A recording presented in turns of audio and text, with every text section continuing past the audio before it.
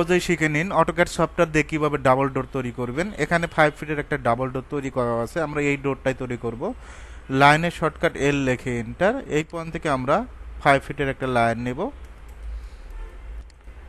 পার্টিশনাল 5 ইঞ্চি, এদিকে 2, একইভাবে এদিকে 2, 1 ইঞ্চি নিয়ে নেবেন, এদিকে 3 ইঞ্চি। তারপর লাইন নেব, এল লিখে এন্টার। কি লিখে এন্টার? এল লিখে এন্টার, 7 ফিট। একইভাবে আমরা এই পয়েন্ট থেকে লাইন নেব 7 ফিটের। এই দুইটা অবজেক্ট সিলেক্ট করব, সিলেক্ট করার পর মিরর করব, এমআই লিখে এন্টার। সুন্দরভাবে মিরর করে দিবেন, জাস্ট ক্লিক নো। সার্কেল নেবেন, সি লিখে এন্টার। এই পয়েন্ট থেকে একটা মিডলে ক্লিক করবেন, অপোজিট পাশ থেকে আমরা কি করব, মিডলে ক্লিক করব। তারপর আমরা ট্রিম করে দিব, টিআর লিখে এন্টার।